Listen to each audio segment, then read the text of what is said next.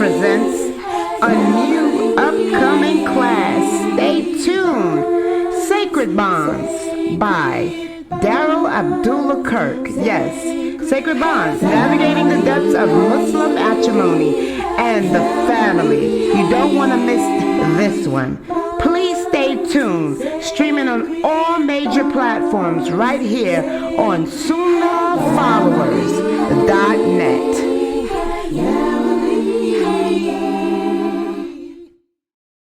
Tonight, what I'm going to do, let's put the PowerPoint up on the screen. For those of you who have the book, we're going to be covering we're going to go from pages 1 through 7. We're going to cover up to page 7, which is chapters 1, and we're going to begin chapter 2. We're going to speak about the sanctity of the home. That's what it's supposed to be. Your home is supposed to be a sanctuary where you can feel safe and be happy and secure from all the drama of the outside world. And let's start off. Here's your fourth verse from the Quran. Like I said, you don't have to read the Quran in order for your fast to be accepted. The Quran and the fast are not even connected that way. Okay? Your fast is accepted long as you did nothing to break it, such as eat something or drink something. Okay? But you're going to get the reward of the Quran by coming to my classes, because here's the fourth verse of the Quran that we're going to go over and ponder today. Allah says, in the interpretation of the meaning, it is He, Allah, who made your habitations homes of rest and quiet for you. Y'all see that? Rest and quiet. In other words, your house should be a place of peacefulness, not arguing, not fighting. You should not have to be a child who comes home to a house where your parents are fighting, cussing, screaming at each other. Dope dealers in your house. Oh yeah, new shahadas. I got some dope boys here. Dope dealers in your house. People coming in and out of your house buying drugs, selling drugs. Kids who are not even Muslim, who don't even believe La ilaha illallah, Muhammadur Rasulullah, in your house smoking drugs, cussing. Your brother got boyfriends, girlfriends over. No, this is not the Islamic way. That's not a home of rest. That's not a home of quiet and peace. Rap music blasting. How many of you got that in your houses? You got to cut that rap music off. That music with all that cussing, talking about killing people and sexing people and all that crap. That's not Islam. That violates our Islamic scruples. It should be a place of peace. Your mother, your father, they go to work. They need to come home to a place of peace. Your father works hard to take care of you. Your mother works hard. She should be able to come home and go to sleep in peace. Your brothers, your sisters, they should come home and be safe. They're not worry about being bullied, not worrying about drugs, not worrying about the LGBTQ community. And by the way, no LGBTQ. I repeat, no LGBTQ. I repeat, no LGBTQ in your house. This is a question that one of the new shahadas have, Sister Amira. Sister Amira just shared with us here. She said, Sister Laila, my cousin is gay. And my cousin wanted to come over to visit with me. But my husband said, no, that he does not want my cousin in his house ever because he's gay. She said, can my husband do this to me? Yes. I'm sorry, guys. Islam, you know, and that way of life is not a part of us. You know, Allah destroyed the people of Sodom. Who were the people of Sodom? These were men who laid with men. These were women that laid with women. Allah said this is an abomination. Allah did not create men to be with men, nor did he create women to be with women. This is against nature. This is a mental illness. This is a sickness. And there's no such thing as being born that way. I don't care how well Lady Gaga can sing it. You weren't born that way. Because Allah does not make mistakes. Allah tells us he didn't create you that way. This is a filthy behavior that you chose because you're worse than an animal. And remember, Allah speaks about that in the Quran, guys. There are some of us whose hearts are so sick that we're worse than animals. For women to be with women and men to be with men, you're worse than an animal. So your husband is right. That person is not allowed in your home. The Prophet Muhammad sallallahu alaihi wasallam said, be careful who you choose to be your friends. Be careful who you surround your family with, because a person will take on the religion and the behavior and actions of their friends. So no, your brother cannot come around your children, nor can he come around you, because he's an abomination. And that's just the reality. Just like if you had a brother who smoked weed, you had a brother who's an alcoholic, he cannot come in your home with that nonsense. He can't come in your house and hang out with you and your kids while he's smoking weed and while he's drinking, because all he's doing is setting a bad example for your children. Do you understand, sister? Again, it is Allah who made your habitations to be homes of rest and quiet for you. You cannot allow bad people in your house. Remember, guys, the Prophet sallallahu alaihi wasallam said every one of us is a guardian and we're responsible for something. The husband, he's responsible for his family. You as a mother, you're responsible for your children. So, Sister Amira, it is your responsibility to make sure that your children are not exposed to drug addicts, dope dealers, LGBTQ people, murderers, rapists, bank robbers. You keep your children away from that. So yes, your husband has that right to tell you that your brother is never, ever, ever welcome in his home. The same way, Habiba, may Allah be pleased with her. She was the wife of the Prophet, the daughter of Abu Sufyan, who at that time was an enemy to Allah. Abu Sufyan, who was not a Muslim at that time, he was an enemy to Allah and the Prophet. He came to her house.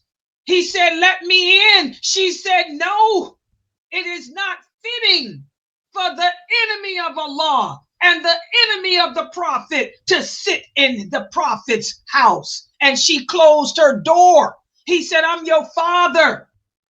She said, you are also an enemy to Allah and an enemy to the Prophet, and you are not welcome in this house. This is a house of the Prophet Muhammad, and he's a messenger of Allah. And she closed the door in her father's face. See how I give you the evidence, and I always give you an example. I've given you the dalil, all those hadiths from the Prophet about being careful who you surround yourself with. And I threw in an example from the Prophet's companions. Okay? So no, we have to be careful. All women listening to me, you are mothers. Do not allow bad people around your children. They can't come over. And do not allow your children to bring bad people in that house. That's your house. You tell the kids, this is my house. And this is an Islamic house. Your friends are LGBTQ. They ain't coming in here. Your friends do drugs. They ain't coming in here. You're going to be held accountable to Allah for that. When the angel of death pulls your throat, your soul from your throat, Sister Amira, he's going to say to you, why did you allow LGBTQ around your beautiful kids to make them think that that's the norm when that's a sacrilege? Now do you get it? So our homes are supposed to be a sanctuary for us. It's the place where we find peace. It's the place where we find security. And this verse of the Quran emphasizes that. And when we reflect upon this verse, Sister Amira, we recognize that Allah has created our homes to be havens, a place away from all that drama, a place away from all that sex out of wedlock, drugs, alcohol, murder, and all that crap. You don't expose your kids to that. Does everybody understand that? You should feel safe within the walls. If a child comes to me and says, Sister Laila, I don't feel safe at home, that's bad. Your children should feel safe and secure. Your children shouldn't have to go to bed at night locking their bedroom door because they're afraid that somebody's going to come in and molest them. This is happening. Your children shouldn't have to go and lock themselves in the bathroom when they use it because they're afraid one of your friends is going to come in there and molest them or hurt them. So we as women have to be careful and understand that your children is an amana. They're a trust that Allah has imposed upon you. And he's going to ask you, what did you do with that trust? Did you raise it? Did you protect it? Did you teach it?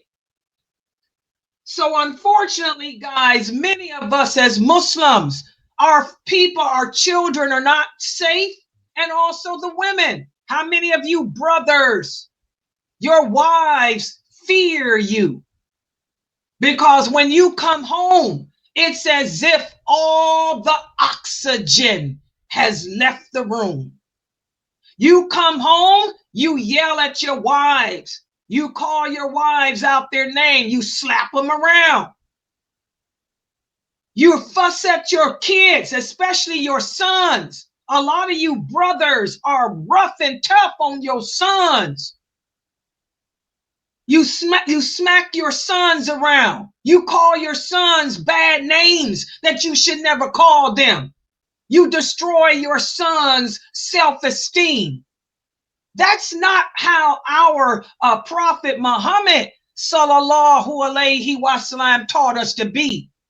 The Prophet sallallahu alaihi wasallam taught us that, again, there should be respect in the home. There should be kindness in the home. There should be security in the home. Listen to what the Prophet sallallahu alaihi wasallam said. He said, amongst all of you men, the best amongst you are those who are best to their families. Your children shouldn't live in fear because you're home, afraid you're going to call them a bad derogatory name and smack them in the head because they didn't take the trash out. Your wives shouldn't be walking around trembling, afraid that you're going to get angry or you had a bad day at work and you're going to bash her in the head too. Again, the best of you are those who are best to your families, who are best to your wives, best to your children. You can tell a lot about a man just by looking at his family. And that's also a hadith. The Prophet sallallahu alaihi wasallam said, look at the children, look at the wives. Are they happy? If the wives are happy, the children are happy, then that's a good man. That's a man who's patient. That's a man who's loving. That's a man who knows how to control his anger, his stress. Again, there should be harmony in the home, not dissension. There should be peace in the home, not fear. For those of you who are living in bad homes, it's time to make that change. Okay? So a lot of people ask the question, Sister Laila, how do we go about making that change? How can I turn my home into a place of love, a place of understanding and happiness? Like you see here in this picture here. This is a brother and a sister and a sister laughing together instead of fighting. A sister helping her younger brother. Well, it starts with, first of all, recognizing the significance of our actions, knowing that Allah is going to ask us about how we treated other people, and also the significance of our words. The tongue is like a sword. We can say bad, hurtful things to people. It's easy to get mad at your brother and call him ugly. It's easy to get mad at your sister and call her fat or skinny or ugly. These are bad words that can destroy our self-esteem. So we have to be more cognitive of our actions, our words, because they shape the emotional landscape in our home. If your children are walking around insecure, that's telling me that they're not getting enough love. They're not getting enough affection from their parents. He's insecure. He has low self-esteem. That means his father is probably too hard on him. She has no self-esteem. That means her mother doesn't compliment her enough. Maybe the other kids pick on him.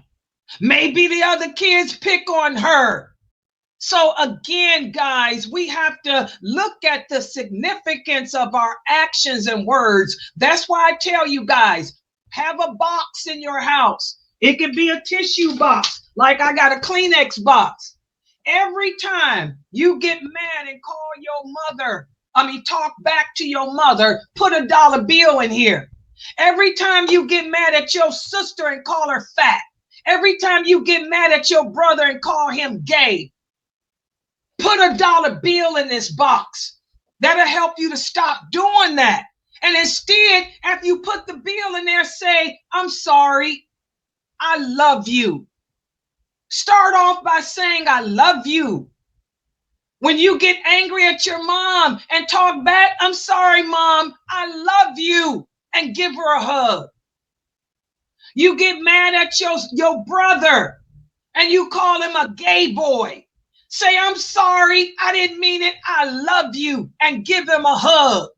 You get mad at your sister because she doesn't give you what you want. Instead of calling her ugly and fat, say, I didn't mean that. I'm sorry, I love you. Give her a hug. This is Ramadan. all good deeds are multiplied. Allah is going to erase all your sins just by you saying, I'm sorry, I love you, and hugging your mother, hugging your father, hugging your son, hugging your daughter. Instead of calling your son a knucklehead, calling him stupid, hug him and say, son, I love you, and I'm sorry, and I'm proud of you. And I would never trade you in for any other son. We got to make right the wrongs we've done with our tongue, guys. Remember, the Prophet sallallahu alaihi wasallam said the majority of the people of the hellfire will be in hell because of the things they said with their tongue. The people you hurt with your tongue, you may not have meant it, but it hurt that person. It hurt that child. So now your children are insecure. They have no self-esteem.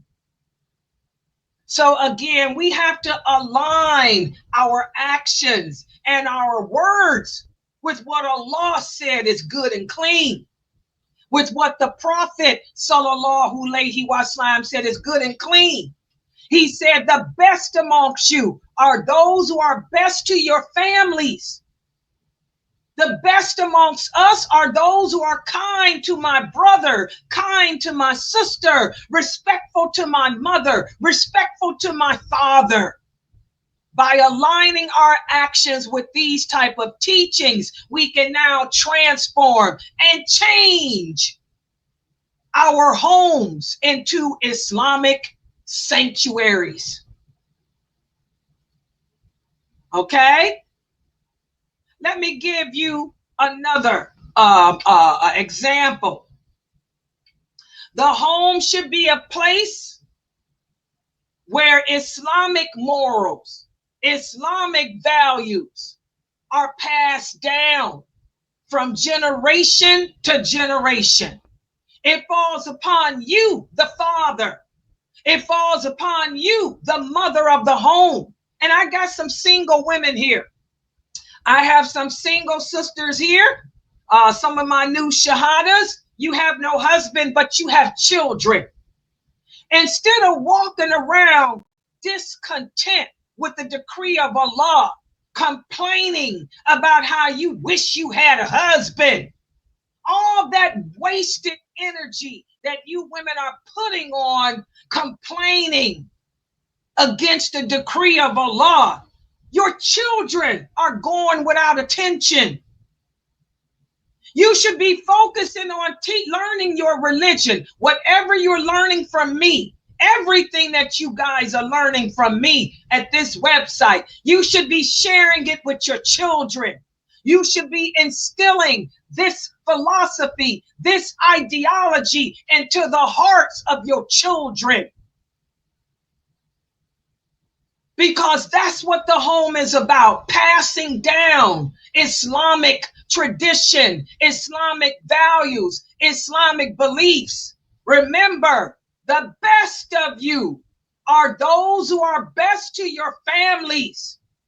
And the Prophet Muhammad sallallahu alaihi wasallam was the best to his family. Oh yes, he had a lot of stepchildren. All his stepchildren felt loved. He had a lot of wives. Every one of his wives felt loved and special and important. He didn't favor one over the other. So the fact that our prophet was this way, it shows the importance of kindness. Again, the home is a sanctuary. It's the place where we can feel safe, secure. Let me share some hadiths. A lot of people ask, Sister Laila, why is it that so many Muslims, kids, are growing up in bad households? where the father and mother is not there because the mother's busy working, the father's busy working, the kids are there growing up with YouTube, or they got their kafir friends over their house, smoking drugs, having sex. Oh yeah, some of these Muslim kids got sex going on in the house, drugs going on in the house, and the parents don't know because the parents ain't there. And then when the parents are there, it's just cussing. The parents are so tired, they cussing the kids out, calling the kids stupid, calling the kids ugly, and all of that. Well, kindness. We talked today about how mercy. We talked about mercy. Mercy is a gift that comes from Allah, and not everybody has it. Listen to what the Prophet Sallallahu Alaihi Wasallam said. He said, when Allah wants good to happen to a family, he introduces kindness amongst them. Most Muslim families today, a lot of them are lacking in kindness. This is a gift that comes from Allah. Kindness is a form of mercy, and it only comes from Allah. He only gives it to people whom he loves. Maybe the mother and the father are so busy making money, they don't pray. They're not practicing the deen. The father hasn't prayed his prayers like he should. The mother's not even dressing right. These are people who are sinful. And whenever we disobey Allah, we earn his anger, not his love. When we're deliberately, intentionally disobeying Allah, Allah is leaving you to yourself. So he hasn't blessed your home with kindness. He hasn't blessed your home with mercy because you haven't blessed yourself. You have fallen off of the horse in your practice of this Islam. But for that family over there, that mother, she dresses the way Allah commands. She prays her prayers. That man there prays his prayers. That woman there spends time with her children. She hasn't made this dunya her love. So Allah has rewarded that family by putting kindness in their hearts. So there's love. The children feel love. The children feel special. The children feel they grow up with Allah in their lives. A lot of you need to look at yourselves. You sisters who are not practicing Islam, you ain't wearing hijab, you ain't dressing right, you got boyfriends. Ain't no boyfriends in Islam. You're a fornicator. You're an adulterer. These are major sins. You are violating the 10 commandments. You men out there selling drugs, smoking cigarettes. Thou shalt not drink alcohol. That's a 10 commandment. You guys are violating the 10 commandments. So Allah hasn't put no mercy in your house, no kindness in your house, and your children are paying the price. So again, kindness is a form of mercy, and it comes from Allah. We have to make that change as Muslims. It's time to start practicing your deen. This is Ramadan. Put that hijab on. Stop with the drugs. Ain't no boyfriends. Ain't no girlfriends. Ain't no kafir men in no woman's life.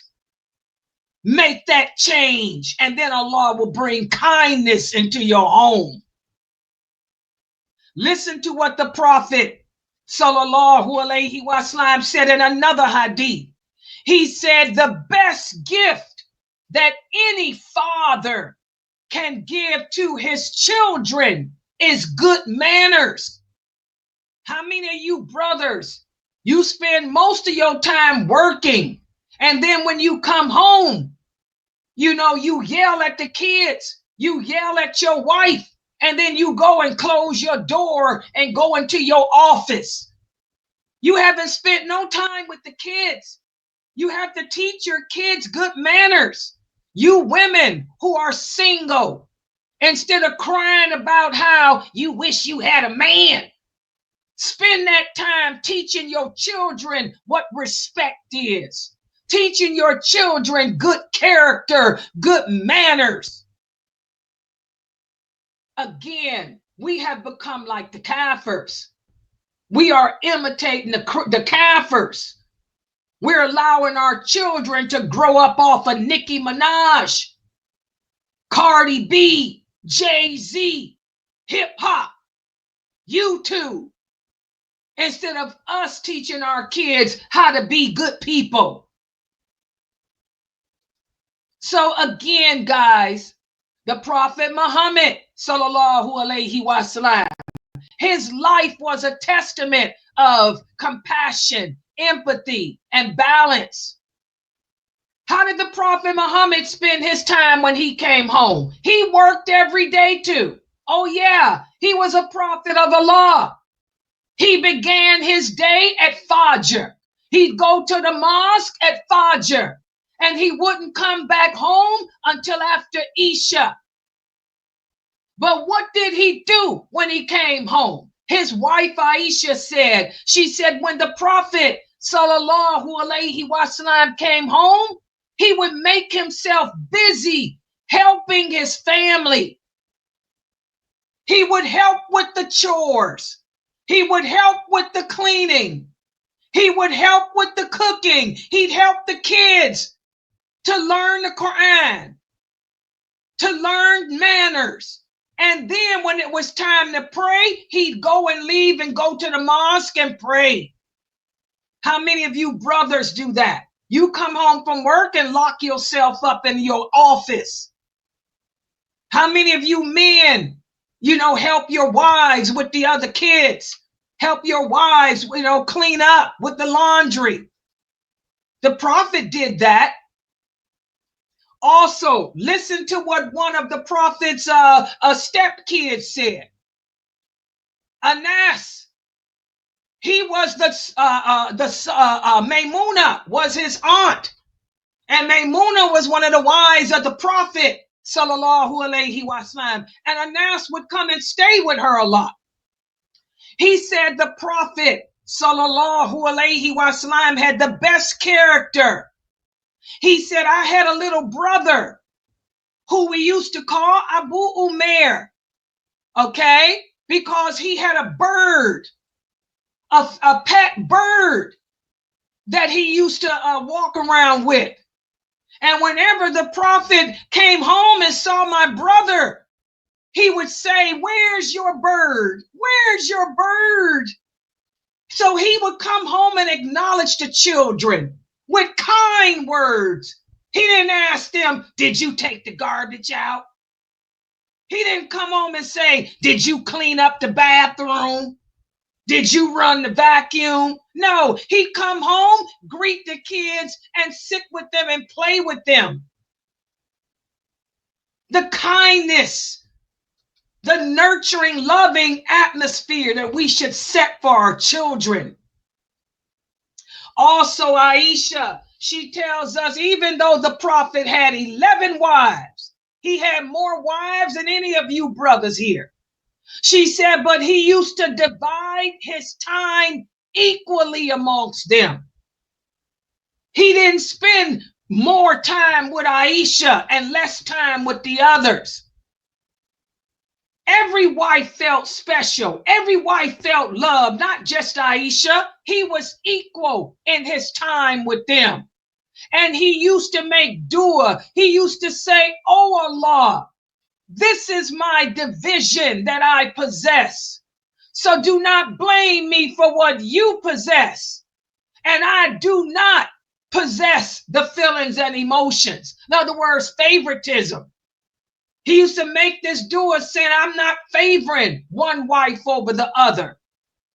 I'm trying to be just in my division of emotions and time. How many of you brothers with more than one wife do that? Some of you don't even call your wives. Some of you got 2, 3, 4 wives. You talk to one every day. You talk to another every day, but then you got another wife who you ain't called in 3 days and a whole week. 2 weeks done went by. You ain't checked on her. You ain't asked her how she doing. Does she need anything? You brothers are sorry examples of husbands, sorry examples of men today. None of you compared to the Prophet, sallallahu alaihi wasallam. Even though Habiba radiallahu anha didn't even live in the same country with the Prophet, but he sent her letters. He sent her money. He sent her stuff all the time. She felt loved. She felt respected. But some of you brothers, I hear from your wives. Your wives said they ain't heard from you in a month. You ain't even text them to say, hey, Ramadan Kareem. Oh yeah, I got one sister that told me today. She said, Sister Laila, my husband ain't even text me to say Ramadan Kareem. What kind of crap is that? Also, the Prophet Muhammad, sallallahu alaihi wasallam, listen to what Aisha says. She said the Prophet never hit his wife. He never hit a woman. He never hit a servant. A lot of you ignorant brothers walk around talking about the Prophet used to hit Aisha or hit his wives with a mishwak. I told y'all to stop lying on the Prophet. The Prophet Muhammad never hit a wife with anything. Not a mishwak, not a piece of string, none of that. That was not his character. There's another hadith. Salama said the Prophet never laid his hands on a woman to hurt her. So wherever you brothers get these fabricated hadiths about mishwak and palm trees, y'all better throw it. Because the Prophet Muhammad was the best. Like he said, I'm the best to my family. I'm the better than any of you. And I got more wives than all of you. We're supposed to emulate him. You brothers are supposed to make him, the Prophet Muhammad, sallallahu alaihi wasallam, your role model in life. But how many of you brothers are doing that? Most of you are sorry attempts of him.